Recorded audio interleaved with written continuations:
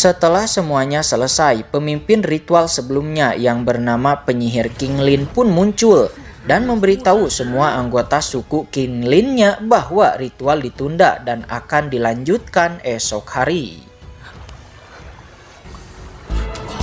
山神告重启大典，怎么回事？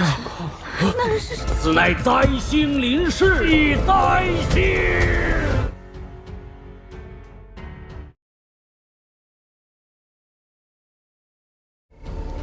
Jiang Hao terbangun, dia bertanya, di mana ini? Yue Ying menjawab bahwa dia berada di Gunung Taimao, desa suku King Lin. Jiang Hao yang terkurung meminta untuk dikeluarkan. Dia menendang dinding kayu yang keras itu, terus meminta untuk dikeluarkan. Tapi dia tidak akan dikeluarkan karena telah mengerusak ritual sebelumnya dan juga telah membunuh Si, yaitu monster sebelumnya juga. Jiang Hao bersila, dia mengingat kejadian sebelumnya dan tiba-tiba mengaktifkan totem matahari.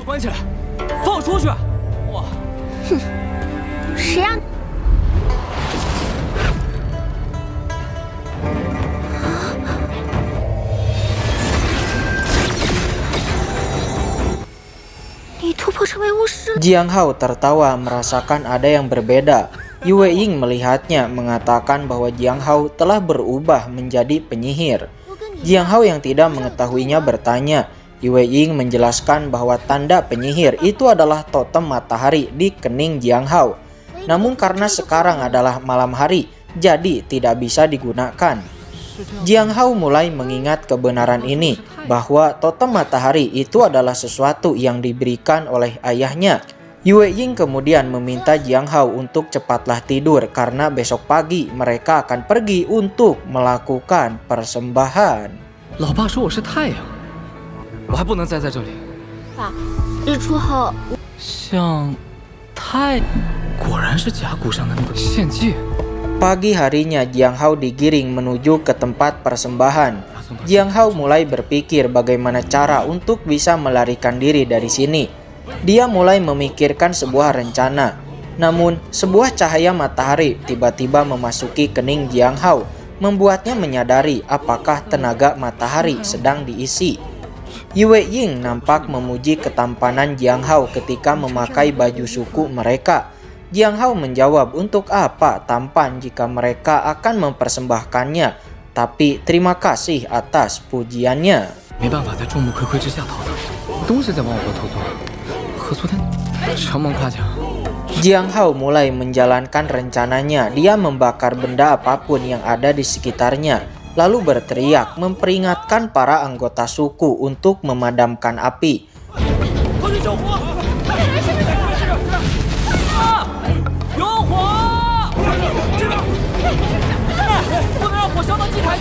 Sementara Jiang Hao sendiri, dia bergegas untuk melarikan diri.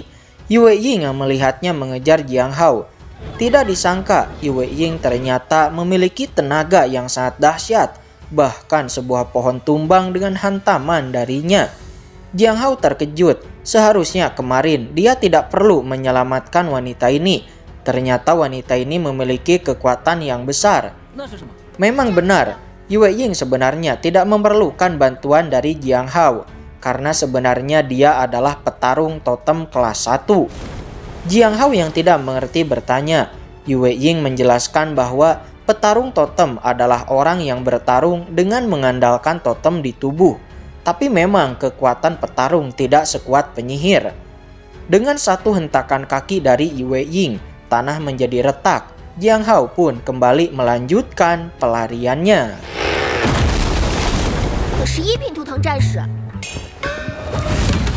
Dari arah lain, penyihir King Lin melesat dengan sangat cepat seperti kilat, muncul di hadapan Jiang Hao, mengatakan bahwa suku King Lin bukan tempat yang bisa kamu datangi dan pergi begitu saja.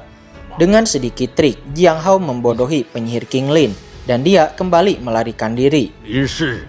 是想来。那你有没有见过一个中年的男人？你把我扔下悬崖吗？我可不信你装。 Penyihir King Lin yang sangat marah menghentakkan tongkatnya ke tanah. Seketika dia melancarkan serangan dari jarak yang sangat jauh. Akar-akar roh pohon yang tak terhitung jumlahnya menyerang Jiang Hao dari segala arah. 炸我！哪里走？ Akhirnya Jiang Hao terkurung oleh akar roh pohon itu, membuatnya terkejar. Namun Jiang Hao menggunakan api di tangannya, menembak ke arah penyihir King Lin dan yang lainnya. Namun kekuatan mataharinya habis lagi. Tapi dengan sedikit trik, Jiang Hao kembali membodohi penyihir King Lin dan dia melarikan diri lagi. Penyihir King Lin sangat marah. Dia memerintahkan semua anggota sukunya untuk mengejar Jiang Hao. Dapatkan dia apapun yang terjadi. Namun para anggota sukunya hanya terdiam, tidak mampu mengejar. Dan hanya Yue Ying yang mengejar sekuat tenaga. Jiang Hao terus berlari sampai dia akan memasuki tempat terlarang. Yue Ying memperingatkan Jiang Hao dari belakang. Namun Jiang Hao tidak mendengarkan kata-katanya dan dia terus memasuki tempat terlarang. Untuk mengejar Jiang Hao, mau tidak mau Yue Ying juga ikut memasuki tempat terlarang. Jiang Hao memasuki kedalaman tanah terlarang, bertanya-tanya tempat apa ini. Namun sebuah pohon menarik perhatiannya. Pohon itu tumbuh dengan buah persik. Jiang Hao berpikir, mungkinkah itu adalah buah persik 7 warna yang ada dalam legenda? Tanpa berpikir, Jiang Hao memanjat pohon itu untuk memetik buah persik. Namun tanpa disadari ada sesuatu yang mengintainya dari bawah pohon.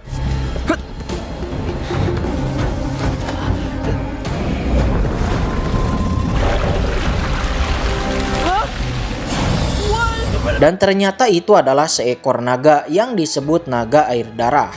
Naga air darah mengaum di hadapan Jiang Hao. Dengan cepat Jiang Hao memetik buah persik itu, walaupun dia harus dikejar oleh naga air darah.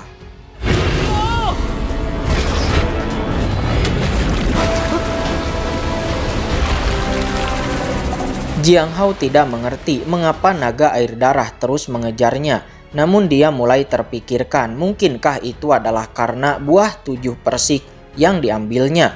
Naga air darah kembali menyerang. Yue Ying yang baru tiba di sana menggunakan kekuatannya untuk menolong Jiang Hao. Namun sayang dia terhempas oleh kibasan ekor naga. Jiang Hao menghampiri Yue Ying bertanya, kenapa kamu menyelamatkannya? Bukankah kamu menginginkannya mati? Yue Ying menjawab, kamu tidak boleh mati karena aku harus mempersembahkanmu kepada para dewa. Tapi tidak ada waktu untuk berbasa-basi, karena sekarang sang naga air darah telah mengaum ke arah mereka. Yue Ying meminta Jiang Hao untuk lari terlebih dahulu dan dia akan menahan naga air darah. Karena sebenarnya seorang petarung harus melindungi seorang penyihir. 你先走。啊？为什么？ 这是当然要保护巫师了。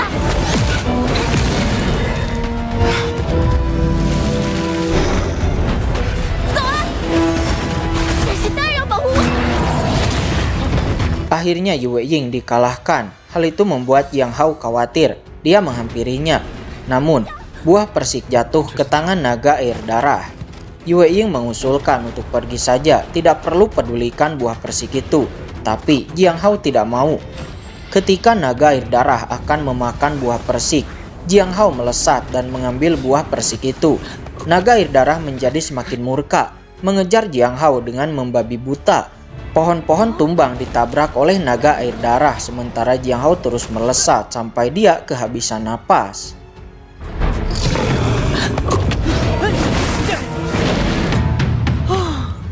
Jiang Hao akan memberikan buah persik itu kepada sang naga. Namun itu hanyalah triknya saja, karena tiba-tiba Jiang Hao memakan buah persik itu, membuatnya tiba-tiba meraung dan meledakkan energi dari tubuhnya. Buah persik sudah tidak ada. Naga air darah tidak bisa menahan amarahnya. Aura merah terpancar dari tubuh naganya dan sebuah serangan terkondensasi di mulutnya. Jiang Hao tidak takut. Dia juga melepaskan serangan, langsung bertabrakan dengan serangan yang dilepaskan oleh naga air darah, dan kedua serangan itu imbang.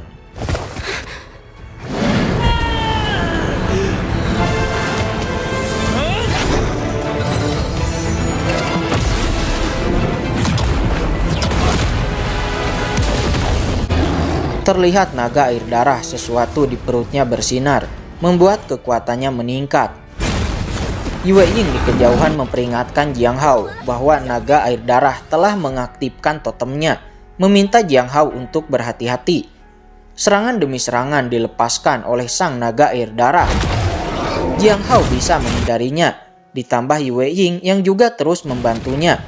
Yue Ying nampak menyadari kelemahan dari sang naga air darah ada di bagian perutnya. Jadi dia meminta Jiang Hao untuk memfokuskan serangan di perutnya.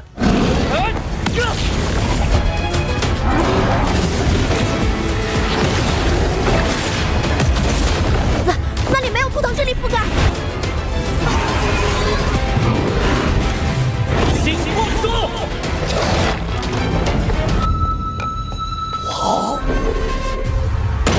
Akhirnya Jiang Hao berhasil mengalahkan naga air darah.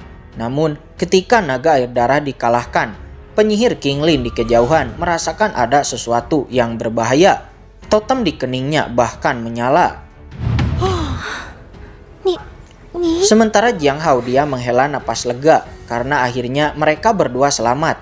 Bahkan Yue Ying mengatakan, Jiang Hao, sekarang kamu sudah menjadi penyihir kelas 1.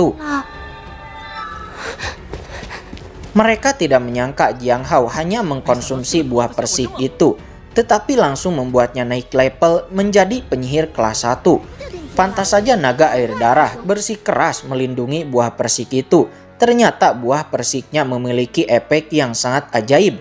Di sini mereka berdua berkenalan. Namun tiba-tiba sebuah cahaya warna-warni menembus langit bergema di kejauhan. 哇，这就是一品巫师吗？ 图腾之力的，你吃一个桃子，不族人给我起名叫莹。 我叫江浩，吃个桃子效果这么好。 像。你在跑什么？ Jiang Hao berlari ke arah gemuruh cahaya itu berasal. Yue Ying bertanya, kenapa kita berlari? Jiang Hao menjawab, kita harus segera ke sana. Mungkin ada pusaka yang baru terbangkitkan.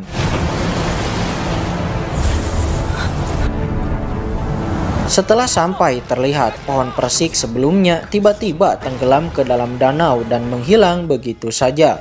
Jiang Hao mencoba menghentikan, namun itu berada di luar kuasanya. Dan yang tersisa terlihat hanya banyak pakaian mengambang di atas danau. Jiang Hao bertanya-tanya, kenapa banyak sekali pakaian? Dan pakaian-pakaian ini sangat mirip dengan pakaian yang dipakai oleh suku King Lin. Yue Ying melihat semua pakaian itu dan juga mendapati sebuah benda yang mengingatkannya kepada orang yang dikenalnya. Dia menangis terseduh-seduh. Bukankah dia dipersembahkan untuk melayani Dewa Gunung? Kenapa barangnya ada di sini? Jiang Hao langsung menarik kesimpulan bahwa semua orang yang dipersembahkan kepada Dewa Gunung sebenarnya dikirim ke tempat ini. Namun yang aneh adalah bahwa di tempat ini hanya ada seekor naga air. Sebuah pikiran terlintas di benaknya. Mungkinkah semua persembahan itu dilahap oleh naga air darah? Jadi hanya tersisa pakaiannya saja.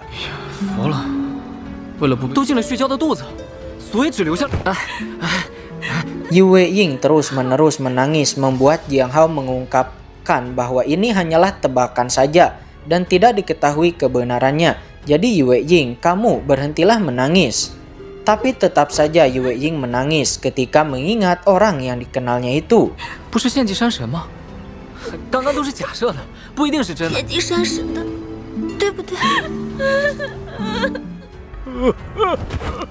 Di lain sisi, terlihat penyihir King Lin menemukan tubuh naga air darah yang telah tak bernyawa, membuatnya benar-benar frustasi.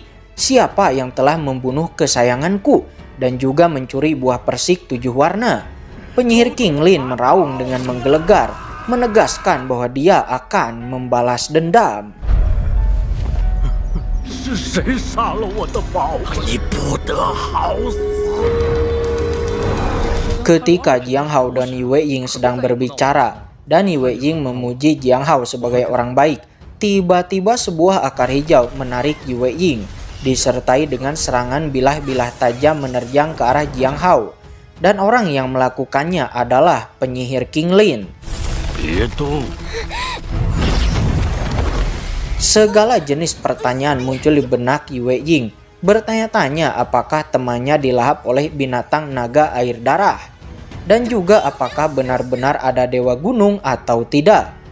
Dengan senyumnya yang menyeringai, penyihir King Lin mengungkapkan bahwa dewa gunung adalah dirinya. Kalian berdua berani sekali membunuh peliharaan kesayanganku. Kalian pantas mati. Namun Jiang Hao mengungkap bahwa kamulah yang sebenarnya pantas mati karena kamu telah menipu semua anggota sukumu dan mereka semua hanya dijadikan makanan untuk monster peliharaanmu. Mendengar perkataan Jiang Hao, penyihir King Lin sangatlah marah. Dia mulai merapalkan mantra, membuat seekor serigala buas dan menyerang. 让他知道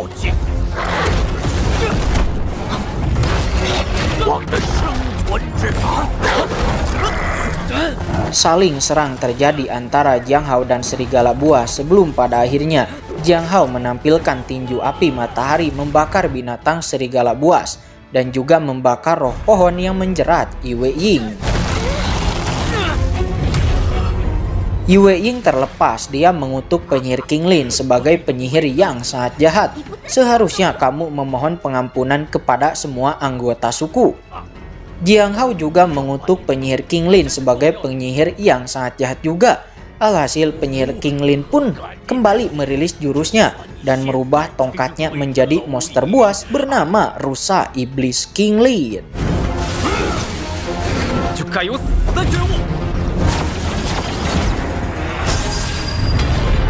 Rusa Iblis King Lin berlari menyerang Jiang Hao. Jiang Hao mempertahankan diri dengan serangan-serangan bola apinya. Namun semua serangan bola api dengan mudah dikonter oleh Rusa Iblis King Lin itu. Jiang Hao melarikan diri bersama Yue Ying, namun ini tidak berhasil. Rusa Iblis King Lin terus mengejar dan menghantam Jiang Hao dengan tanduknya, membuat Jiang Hao terpental menabrak pohon dan menyemburkan seteguk darah. Yue Ying menjadi khawatir. Jiang Hao menderita luka dalam yang cukup serius. Penyihir King Lin tertawa terbahak-bahak dan mendeklarasikan bahwa dirinya adalah dewa gunung Taimao ini.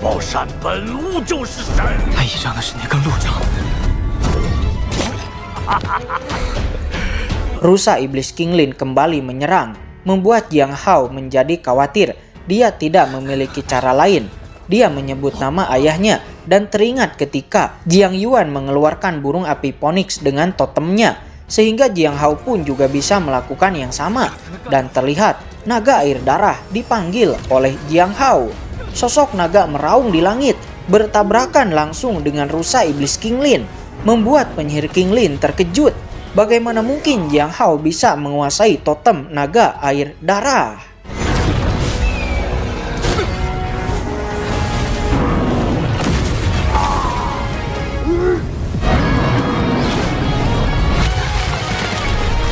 Pertarungan naga air darah dan Rusa Iblis King Lin terjadi, menimbulkan gemuruh-gemuruh yang sangat besar. Tanah-tanah berlubang sangat dalam, pohon-pohon juga bertumbangan, dampak dari tabrakan kekuatan kedua binatang buas itu. Dan pada akhirnya, Rusa Iblis King Lin berhasil dimusnahkan, dan sosok naga air darah juga lenyap. Jiang Hao memotongkan tongkat milik penyihir King Lin, dan lalu menamai jurus barunya itu dengan nama Amarah Sisik Emas Naga. Penyihir King Lin yang melihat Jiang Hao telah menghancurkan semua kerja kerasnya selama ini pun membuatnya benar-benar sangat murka dan melancarkan serangan. Jurus-jurus penyihir King Lin sangat kuat. Jiang Hao sudah kelelahan, tidak mampu melawan. Terlebih lagi, kekuatan mataharinya sudah tidak cukup. Alhasil Jiang Hao menggunakan seluruh kekuatannya yang tersisa untuk kembali merilis teknik Amarah Sisik Emas Naga.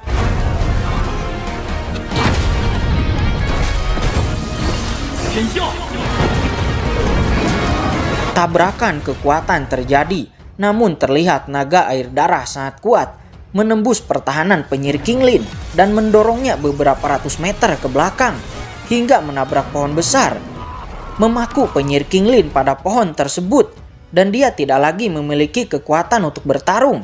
Dia dikalahkan oleh naga peliharaannya sendiri. Sementara Jiang Hao, dia juga sudah menghabiskan seluruh energi mataharinya. Namun untungnya mereka menang dan penyihir Qinglin telah dikalahkan.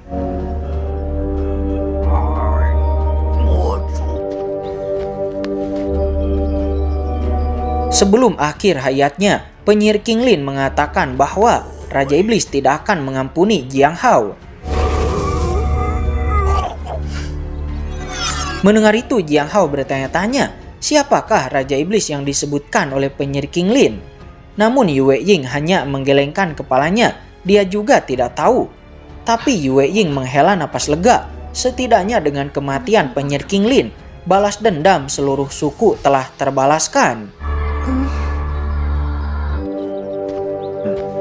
Jiang Hao lalu menghampiri tubuh penyihir Qinglin, bermaksud untuk mengambil semua harta yang dimilikinya.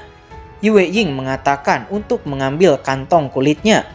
Sepertinya kantong kulit itu adalah sebuah tas penyimpanan, yang mana penyihir Qinglin pasti menyimpan harta, daging, air, dan juga pusaka di dalam kantong kulitnya.